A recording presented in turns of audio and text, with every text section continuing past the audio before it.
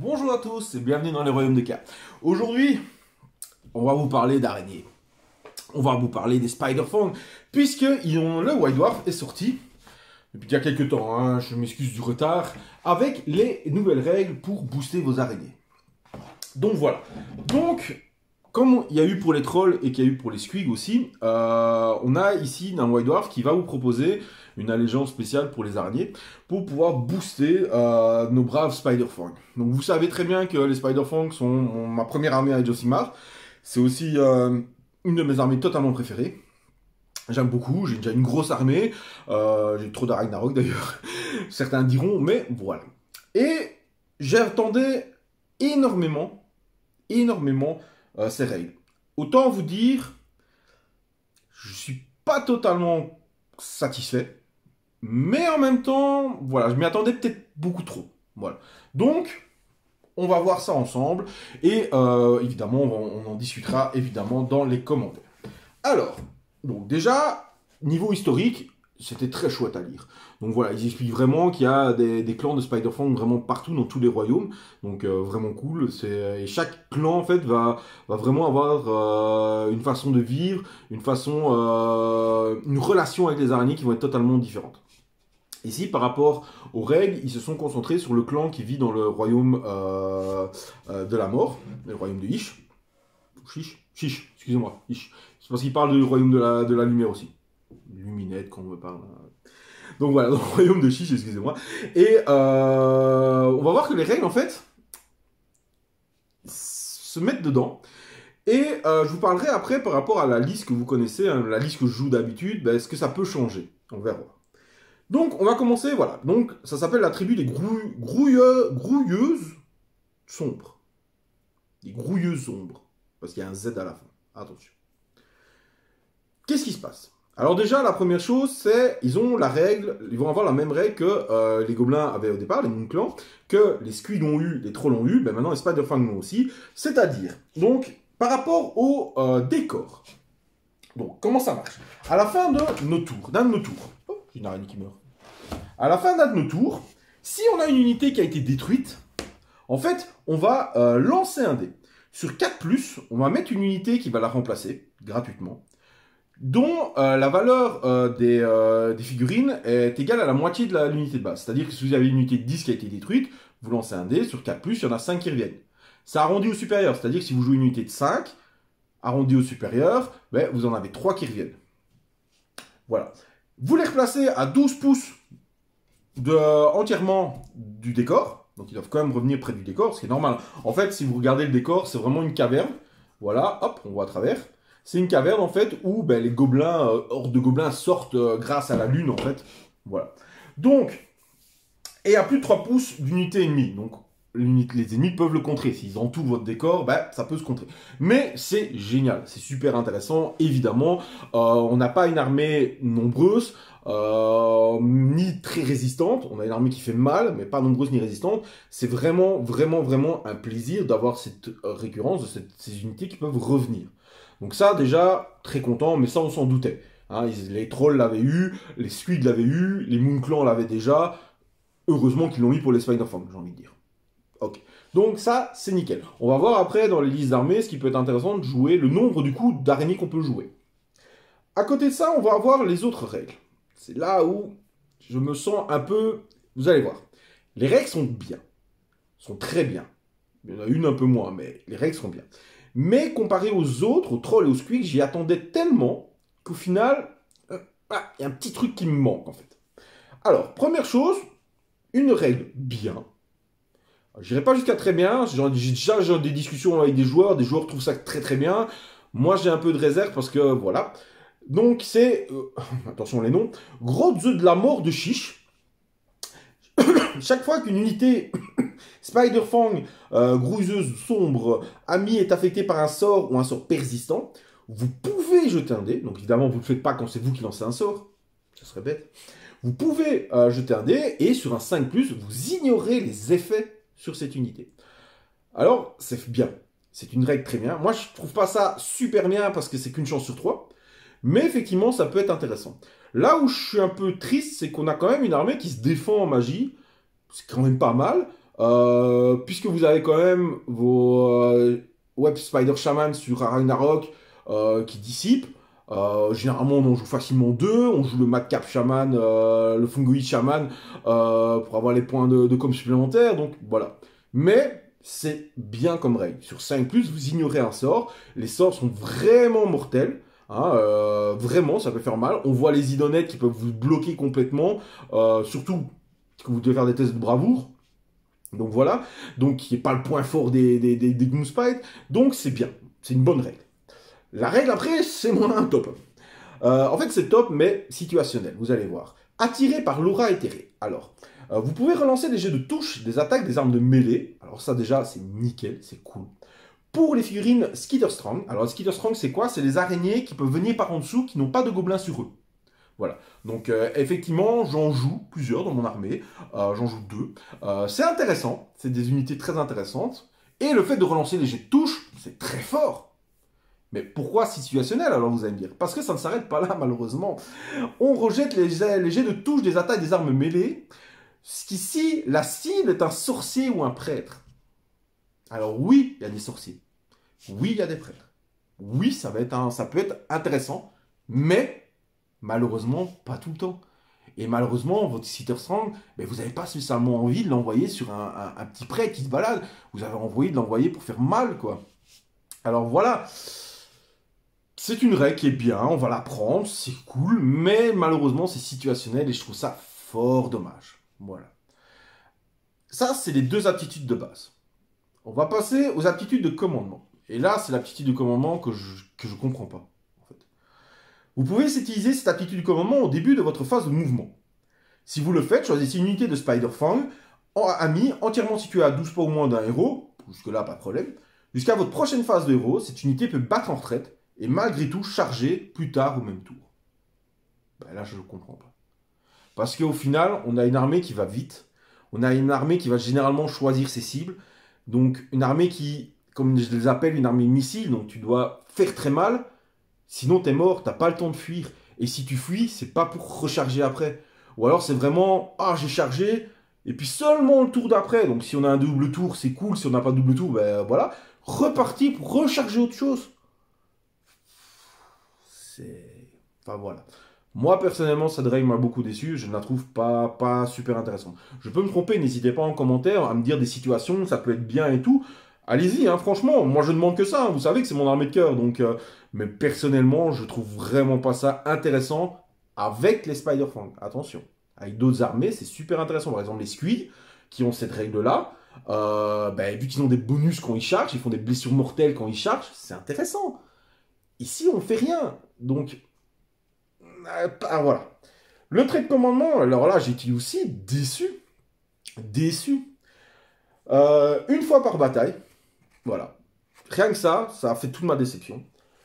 Vous pouvez déclarer que ce général pousse son cri de guerre. En ce cas, on considère que toutes les figurines Spider-Fang sont affectées par la lumière de la mauvaise lune. Lumière de la mauvaise lune, pour les Spider-Fang, c'est très fort. Vous le savez. Ça permet de faire des blessures mortelles sur 5+, avec toutes les attaques empoisonnées au lieu de sur du 6. Donc c'est la force de l'armée. C'est vraiment la force de l'armée. L'armée n'a aucune autre force à côté. C'est vraiment les blessures mortelles qui font ça sur 5+. Quand on voit la force des luminettes qui font ça, qui claquent des doigts, et leurs unités ont ça sur 5+. Quand on voit la profusion de blessures mortelles qu'on peut faire dans plein d'armées, je comprends pas pourquoi c'est une fois par bataille. C'est vraiment, je comprends pas. Alors oui, on pourra me dire en commentaire, oui, mais c'est trop fort si on le met tout le temps. Oui, je suis d'accord, c'est trop fort. Mais mettez-le autre part, mettez-le pour, je sais pas moi, un point de commandement ou des choses comme ça. Les trolls de base ont +1 leur régène. +1 à leur régène, les trolls de base. Enfin, je veux dire, je comprends une fois par bataille parce que sinon c'est trop fort, mais comparé à d'autres armées, on en avait besoin de ce truc fort-là. Je veux dire, ça renforce notre point fort, mais ça n'enlève pas du tout nos points faibles. Donc voilà. L'artefact du pouvoir, voilà, c'est soustraire 1 à la caractéristique de bravoure des unités à 6 pas, et +1 à la bravoure aux unités Spider-Fang à 12 pas. Oui, mais non, voilà, c'est pas super, voilà, si on veut prendre cette allégeance-là, voilà, on se retrouve avec un trait de commandement et un artefact, avec un trait de commandement super fort, mais une fois par bataille, avec un artefact qui va pas spécialement apporter beaucoup, mais on prend quand même. Voilà, donc là déjà, je suis mitigé. J'ai du mal, je vois beaucoup sur internet des gens qui disent ouais c'est bien, ouais c'est fort.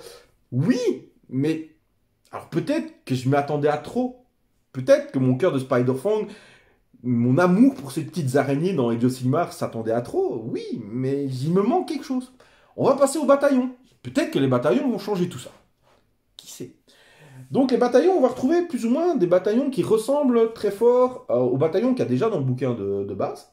Leurs effets vont différencier, mais les unités à prendre sont la même chose. On va avoir le couvain des grouillures sombres. On peut mettre de 2 à 4 Ragnarok Spider selon n'importe quelle combinaison. Et ils vont avoir Titan monstrueux, plus un au jet de touche pour les attaques effectuées avec les armes de mêlée par les unités de ce bataillon. Alors là, déjà, c'est fort. Là, d'accord. Plus un au jet de touche.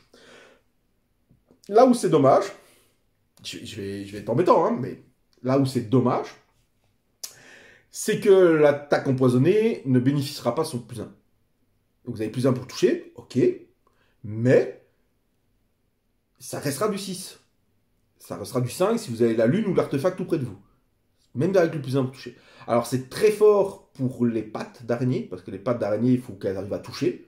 C'est du 4 plus de base, ça passe à 3 plus, ça c'est génial. Les dents, c'est du 2 plus. Ça va bien aller quand elles seront, je vais dire, quand vos Ragnarok seront déjà blessés, oui, ce sera utile. 140 points.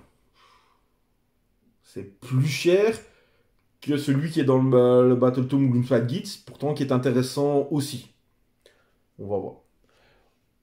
On a les grouilles nuées de Grunzer, donc ça c'est le même nom, voilà, la même chose. Donc un Scuttle Boss sur Web Spider ou Web Spider Shaman, ça c'est bien, c'est le rajout du Web Spider Shaman, c'est bien, parce que d'habitude c'est qu'un Scuttle Boss, donc ça c'est pas mal.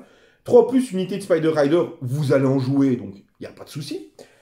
Au début du premier round de bataille, après avoir déterminé qu'il y a le premier tour, mais avant que celui-ci commence, vous pouvez choisir jusqu'à D3 unités de ce bataillon, les retirer du champ de bataille. Et si vous le faites, à la fin de votre première phase de mouvement, vous pouvez les faire popper où vous voulez.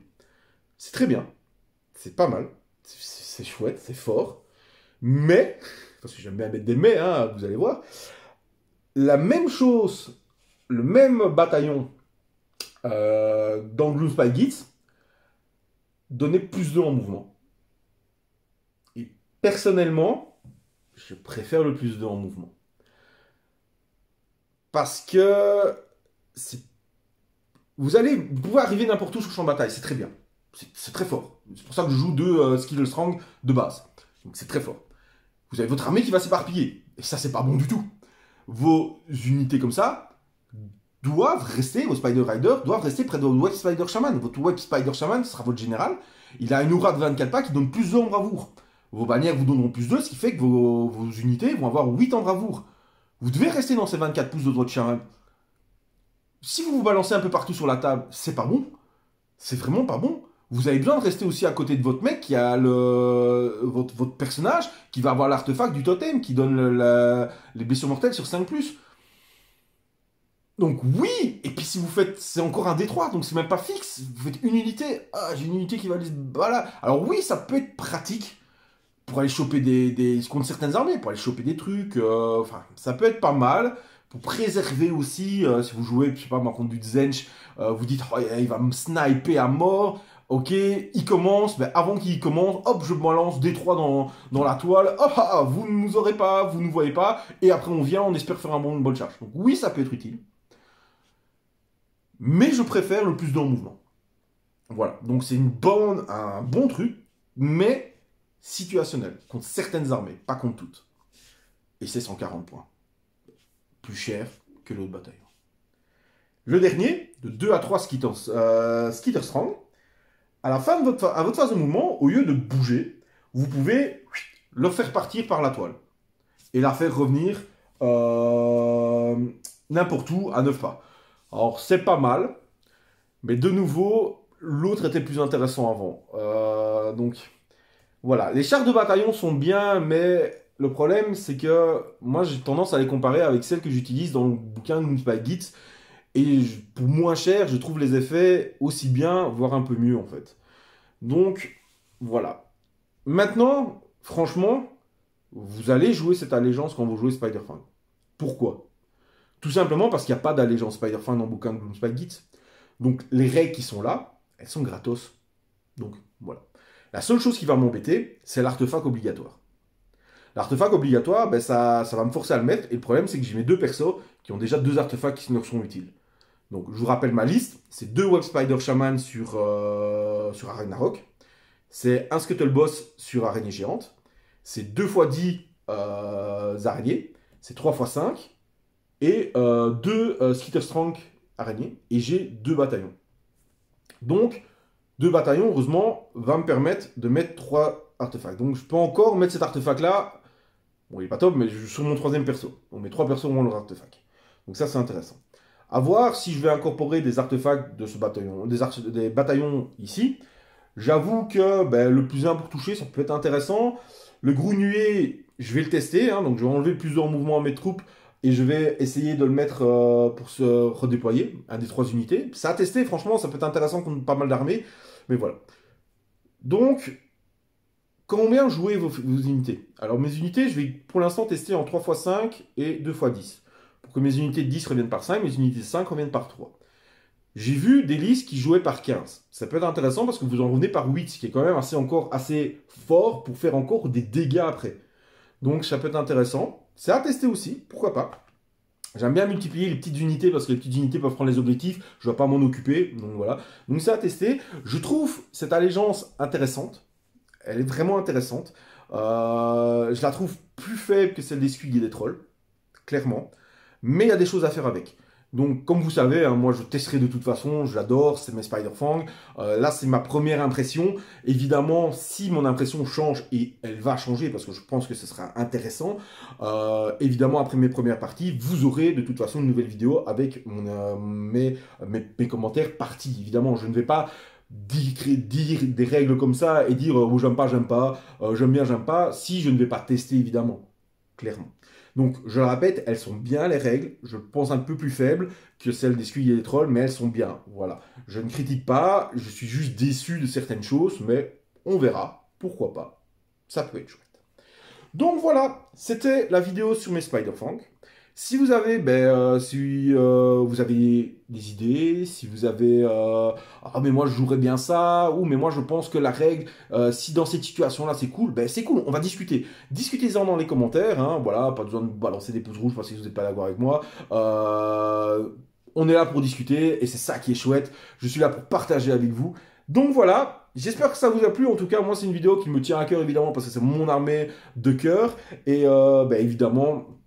J'espère pouvoir tester dès 2021 cette armée et prouver sur un champ de bataille que j'ai eu tort et que cette allégeance est géniale et que mes araignées sont géniales, tout simplement. Je vous dis à bientôt les amis et prenez soin de vous.